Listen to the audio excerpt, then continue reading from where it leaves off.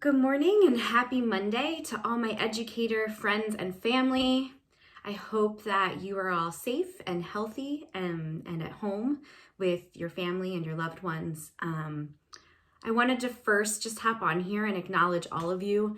I know that these last 2 weeks have been unprecedented, and I recognize that all of the educators and teachers and people in service are just going above and beyond to meet the needs of the students that you serve, your own families. And I just wanted to say thank you and show gratitude for all that you are doing.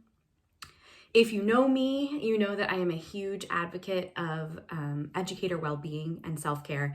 And so as you're being inundated with resources for your own kids and for your students that you serve, all these online technologies and things that you can use, which are all beautiful, I just wanted to come on here and just take a minute to take a step back, hit the pause button, and just check in with you in terms of how you are doing.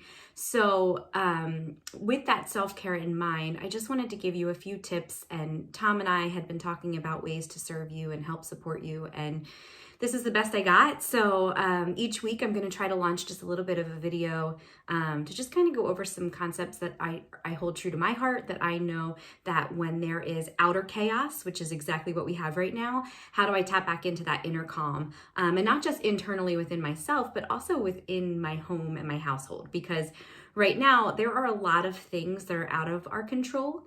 You hear that term, control the controllables. So if we can flip that focus from everything that's out there and just start to go inward and really focus on what we're doing for ourselves, I think that that's in a really important space to enter, especially now.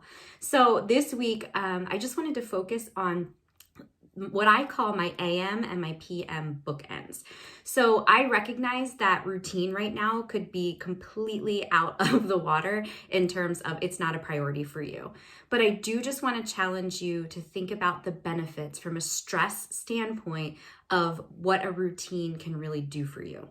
So I do suggest maybe thinking about and scheduling out at least portions of your day in order to help you thrive and to meet some of this self-care goals.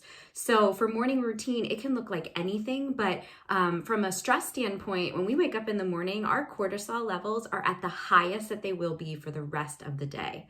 The reason why our body does this, it produces cortisol, which is our stress hormone, is so it promotes us to get out of bed. It's like, let's go, let's get your day moving.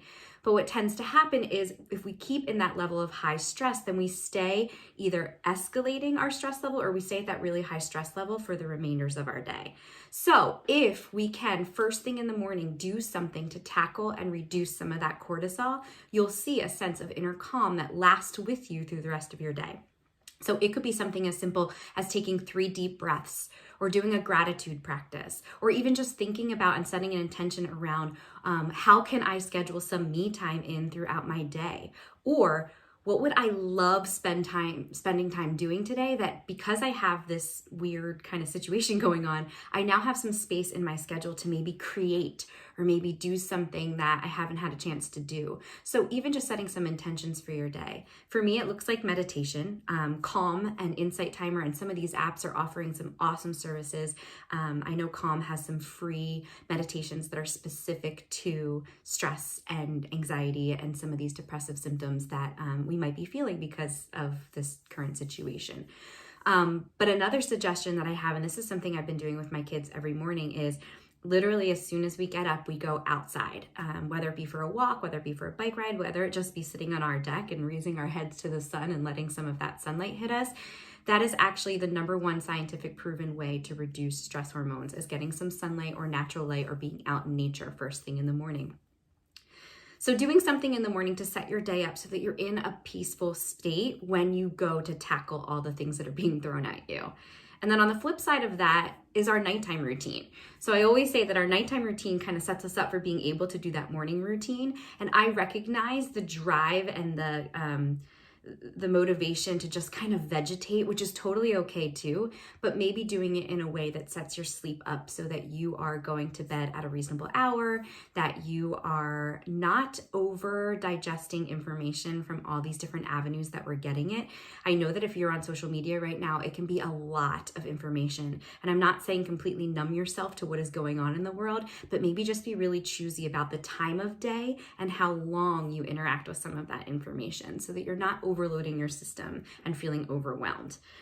So those are my suggestions for this week, just being really intentional with how you're starting your day and how you're ending your day. And if you can formulate that thought process of how am I doing something that is specifically for me, and it can be anything. I literally was on the phone yesterday on FaceTime with my best friend. She just had a baby.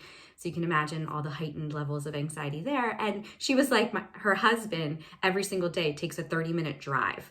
So his form of me time is I'm just getting out of the house for a minute, I'm going for a drive. So kind of figure out what that looks like for you and then be sacred with that space. This is something that you're doing. This is something that you're going to set aside for you. And the other thing is to think about an activity or something that you've always wanted to spend more time doing. I've seen a lot of people like Marie Kondo, like cleaning out some clutter. We just started painting our doors and putting new knobs in our doors. It's something for 8 years. We were like, okay, this is something that we really wanted to do. So try to find some ways to spend time that is productive and just makes you feel good, and just kind of do some things for you. So thank you for all that you do. I see you. I recognize all that you're doing. My own children's teachers are fabulous and amazing. I'm here to support you. Thom and Abby, we're all here to support you. So let us know what we can do. Thanks so much. Have a great week.